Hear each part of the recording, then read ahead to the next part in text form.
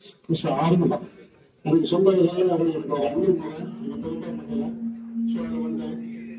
அன்னைக்கு இருக்கும்போது பார்த்தீங்கன்னா அந்த 8 பேர்ல ஒரு ஆள் மதுரை, ராமநாதபுரம், கன்னியாகுமரி, திருநெல்வேலி மாவட்டத்தில் நான் ஒரு தான் செலக்ட். எனக்கு ரொம்ப பெருமையா இருக்கும். இந்த 150 ரூபாய்க்கு தான் வந்தேன். அது மாதிரி இருந்தது. நீங்க படிச்சு முடிச்சுட்டு ஃபர்ஸ்ட் நான் வேலைக்கு போனது யூபிஎம் யூனிட்ரி பிரிட்டிஷ் லிமிடெட்ல 300 ரூபாய் சம்பளத்துக்கு போனேன் 1979. கொஞ்ச நாள் டிஹெச் ஆஃபீஸ்ல கொஞ்ச நாள் இருந்தேன். அப்புறம் ஹெச்எஸ்சிசியில் ஒரு வாய்ப்பு இருந்தது. ஏசியோட சொன்னாங்க நீங்க போய் ஜாயின் பண்ணப்பா அப்படின்னாரு. பண்ணேன். பர்சனலா லெட்டர் இருந்தாரு. வேறவர் இது raise the banner of your alma mater, your gurus, your institution இதெல்லாம் சொல்லித்தான் எனக்கு அனுப்பிச்சாரு. If I receive good news about you, I will feel happy. இந்த 2 பேரும் எனக்கு சொன்னது. அதை வச்சுட்டாங்க. இது பண்ணிட்டேன். அப்ப இருந்த குருவெல்லாம் பாத்தீங்கன்னா சங்கர்குமார், தேசிகவுடா, கணேசன், இந்த 3 பேர் முன்னேற்றி மாதிரி இந்த இன்ஸ்டியூட்ல அவங்க எல்லாமே எல்லா நிகழ்ச்சியும் நடக்காது. அது மாதிரிலாம் பண்ணிட்டு இருந்தாங்க. அப்புறம் எங்களுக்கு சொல்லிக் கொடுத்த வேணு, ராஜேந்திரன், எங்களுக்கு வாத்தியாரே மேக்சிமம் பிஹெச்டி தான். இப்ப இருக்கிற பிடெக், எம்டெக், டாக்டரேட்ல கிடையாது. அந்த காலத்துல எங்களுக்கு சொல்லிக் கொடுத்தது எங்களுக்கு சீனியர். ரொம்ப அற்புதமா எங்களுக்கு புரியுற மாதிரி சொல்லிட்டு இருந்தாங்க. அது மாதிரிலாம் இருந்தது. அது ஒரு நேரம் இதை இவங்களை எல்லாம் மறக்கவே முடியாது. எங்களுடைய குருவை, எங்களுடைய இன்ஸ்டியூட்டை, அந்த ஒவ்வொரு சூழ்நிலை தேசியோட வரலாறு வைங்க. நாங்க சுகத்தை போட்டு சுகத்துல போய் அப்படியே அழிஞ்சு இருப்போம். அது மாதிரி அந்த அளவுக்கு ஒரு மரியாதை இருந்தது. சைட்ல வந்து அவர் ஒன்றும் சொல்ல மாட்டார். அவர் மேட்டுக்கு போவாரு, அவர் பாட்டு வருவாரு. குருநாட்டு சத்தம் இருக்கும். அவர் டை போட்டு சூட்டு போட்டு தான் வருவாங்க அந்த காலத்துல. அவர் பார்த்தாலே ஒரு இது இருக்கும். ஸோ கணேசன் எல்லாரோட ரொம்ப அழகா மிங்கிள் பண்ணி எல்லாம் சொல்லுவாரு. அது மாதிரி ஆளு ஏன்னா ஹெச்எஸ்சிசியில் இருந்தேன். அங்க பாம்பேல இருந்தேன், டெல்லியில இருந்தேன், கல்கத்தால இருந்தேன், ஜெய்ப்பூர், ஆக்ரால இருந்தேன், சூரத், அகமதாபாத்ல இருந்தேன். நிறைய இடத்துல ஆல்மோஸ்ட் மேக்சிமம் சென்டர்ஸ்ல ஒர்க் பண்ணிட்டு கண்ணூர்ல கொஞ்ச நாள் இருந்தேன். சிறுவில்லிபுத்தூர், ராஜபாளையம், அருப்புக்கோட்டையில் அந்த பக்கம்லாம் இருந்தோம். அதுக்கப்புறம் நான் ரிசைன் பண்ணிட்டு மாடர்ன் டெஸ்டிங் லெபார்டரியில டெல்லி பிரான்ச் மேனேஜர் இருந்தேன். டெக்ஸ்டைல் லேப்ல மேனேஜர் இருந்தேன். பிசினஸ் டெவலப்மெண்ட் மேனேஜர் இருந்தேன். டெக்ஸ்டைல கொஞ்ச நாள் சீஃப் கோஆர்டினேட்டர் இருந்தேன். நான் after brief stint at Delhi இப்போ நான் கரூர் எக்ஸ்போர்ட் அசோசியேஷன்ல கொரோனாவுக்கு பின்னாடி இங்க ஒரு 4 வருஷமா இங்கே தான் 2020 இருக்கேன். நான் ரொம்ப வேண்டதெல்லாம் என்னன்னா ஒரு முக்கியமான ஒரு 4-5 செய்தியெல்லாம் நீங்க நினைவு வச்சுக்கணும். என்னைக்கு இன்ஸ்டியூட் ஆரம்பிச்சது, யாரால ஆரம்பிக்கப்பட்டது? 1960 நவம்பர் 10. யார் ஆரம்பிச்சா? பழைய சீஃப் மினிஸ்டர் ஆஃப் தமிழ்நாடு. இது ஆரம்பிக்கிறதுக்கு யார் யார் உறுதுணையா இருந்தாங்க? அந்த நாள் சபாநாயகம் ஐஏஎஸ் ஒரு ஐஏஎஸ் அதிகாரி இருந்தாரு. அவர் சர்வீஸ் டு த நேஷன் சொல்லி எழுதியிருக்காரு. 102 வருஷம் வாழ்ந்த ஒரு பெரியவர். இப்ப ரீசெண்டா இறந்தார். அவங்க டாக்டர் சென்னை.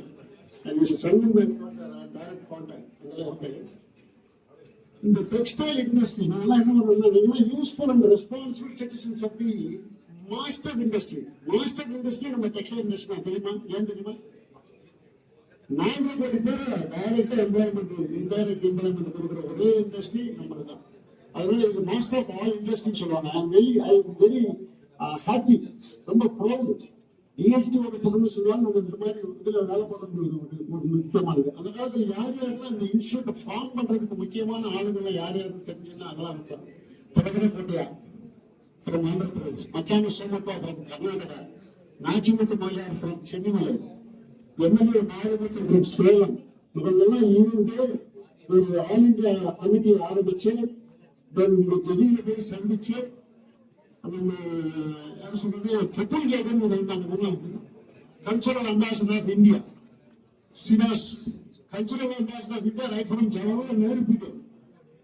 அந்த பீரியட்ல அவங்க வீவர் சர்வீஸ் இருந்தாரு. ஹெச்எஸ்சிசி, தென் என்ன சொல்றது all India handloom board, textile committee, NIFT, National Institute of Design, handloom house, இதெல்லாம் ஆரம்பிக்கிறதுக்கு அந்த மாதிரி காரணம். அவங்கெல்லாம் நம்ம ரெகக்னைஸ் பண்ணணும். ஒரு இன்ஸ்டியூட் ஆரம்பிச்சுன்னா இவங்களெல்லாம் நம்ம யூட்டிலைஸ் பண்ணி நம்ம வீவர்ஸ் ஸ்டாண்டர்ட், அதாவது ஒரு ஆன்போர்ட் அதர் இந்த வர வரணும் அப்படிங்கிறதுக்காக நமக்கு அது வீவர்ஸே எடுத்தாங்க. இப்போ பாட்டெல்லாம் மாறிடுச்சு, காலத்துக்கு தகுந்த மாறுது. இருந்தாலும் நம்ம அந்த ஆடை கொடுக்கும், அதாவது என்ன சொல்றதுன்னா மண்ணுடைய பிரமாட்டம் பிரம்மாவே நம்மள படைச்சான். இந்த ஆடை கொடுத்து அங்கீகாரம் பண்ணி கௌரவம் பண்ற வேலையாவது வீவர். நான் அடிக்கடி பல வீரர்கள் பேசுவேன். இந்த வீவர் பொண்ணு மாப்பிளையும் தாலி கட்டிட்டு மணமகள் தலைவங்க காலில் விழுவாங்க. அப்ப விழுந்து அவங்களுக்கு மட்டும் ஆசீர்வாதம் கிடைக்கிறது இல்லை, அந்த ஆடை விசவாதிக்கும் ஒரு ஆசீர்வாதம் கிடைக்கும். அதெல்லாம் வந்து நம்ம மறக்கக்கூடாது. சரி, அவங்க விஷயம் பண்ணும்போது ஒரு சில வேகத்திலாம் விழும். அந்த வேகத்துல நான் எப்படி நினைக்கிறேன், கங்கையோட புனிதமான நினைக்கிறேன். அதெல்லாம் வந்து அனுபவிச்சு அதெல்லாம் இது பண்ணணும். இப்போ முதல்ல நமக்கு 1976 ஃபர்ஸ்ட் டிசிசி வந்தார் மிஸ்டர் மணி நாராயணசாமின்னு சொல்லி. அவரு தான் அவர் இருக்கும்போது நான் எமர்ஜென்சி பிள்ளைல படிச்சுட்டு இருக்காங்க 1976 to 79. அப்போ ஃபர்ஸ்ட் 20 பாயிண்ட் ப்ரோக்ராம் சொல்லி இந்திரா காந்தி மெத்தீரியல் வந்து 9 and 10th programme was related to handbook. அந்த இதெல்லாம் நம்ம மறக்கக்கூடாதுன்னு சொன்னதுக்காக அந்த பாயிண்ட் தான் நான் உங்களுக்கு சொல்றேன். இப்ப இருக்கிற present DCH doctor M Guna ரொம்ப சப்போர்ட்டிவா இருக்காங்க. அண்ட் ஒரு லாஸ்ட் வீக்கா வந்து தமிழ் சேவை மீட் பண்ற ஒரு வாய்ப்பு கிடைச்சது. அவங்க கருவுக்கு வந்தாங்க. She is so keen to develop handloom 2.0. அதாவது இப்ப ஹேண்ட்லூம் பழசெல்லாம் போயிடுச்சு. 2.0ல யாரெல்லாம் நம்ம ஜெனரேஷன்லாம் வரமாட்டாங்க. அவங்க கொண்டு வர்றதுக்கு என்ன திட்டம் பண்ணணும், ஏது பண்ணணும், நீங்க சொல்யூஷன் இது ப்ராப்ளத்தையும் சொல்லுங்க, சொல்யூஷன் ப்ரொவைட் பண்ணி I am here to solve அப்படின்னு சொல்லி ரொம்ப என்கரேஜிங்கா பேசுனாங்க, ஒண்டர்ஃபுல்லா பேசுனாங்க. அதெல்லாம் ரெண்டாவது நான் அடுத்தது சொல்றேன். அப்புறம் இந்த மாநிலம் வந்து 6 பெர்சன்ட் கமிட்டி எல்லாரும் பெரிய பெரிய பொசிஷன்ல இருந்து அவங்க they have made records. ரொம்ப கஷ்டப்பட்டு they have proved themselves they are the product from others to serve. அவங்களாம் வேலை வாய்ப்பு கிடைச்சு. அதெல்லாம் மறக்கக்கூடாது. எல்லாம் நம்மளோட சீனியர் இருக்காங்க, அவங்களுக்குலாம் பெருமை. பல பேர் என்ன பண்ணாங்க, யூபிஎல் மில்ல இந்த வேலை பார்த்த கோபால், இந்த நடராஜன், எத்தனை பேர் எத்தனை மில்லாம் வச்சுட்டாங்க, எத்தனை பேர் தனியா வியாபாரங்களும் பண்ணாங்க. அவங்க எல்லாம் பண்ண ரிக்கார்டு நமக்குலாம் வந்து ஒரு முக்கியமானது. சுப்பிரமணிய சார் ஒரு சார் இருக்கார், இங்கிலீஷ் லெக்சரர். எனக்கு அவரெல்லாம் மறக்க முடியாது. ஒரு பேனா கொடுத்து இங்கிலீஷ்ல பேசுறாரு. This is fun, this is இது, அது எதுனாலும் சொல்லும், புரோக்கன் இங்கிலீஷ்ல பேசுறாரு. அதெல்லாம் பொறாமையா கூட இருக்கு. அந்த மாதிரிலாம் அந்த காலத்துல கான்வென்ட் எஜுகேட்டட். அவர் மாதிரி எனக்கு பேச தெரியாது, பேசணும்னு முயற்சி பண்ணும். ஆமா, அவர்தான் எனக்கு is an inspiration for me. அவர் தெரியாது, பட் நான் அவரை பார்த்து நான் பிளான் பண்ணுவேன்.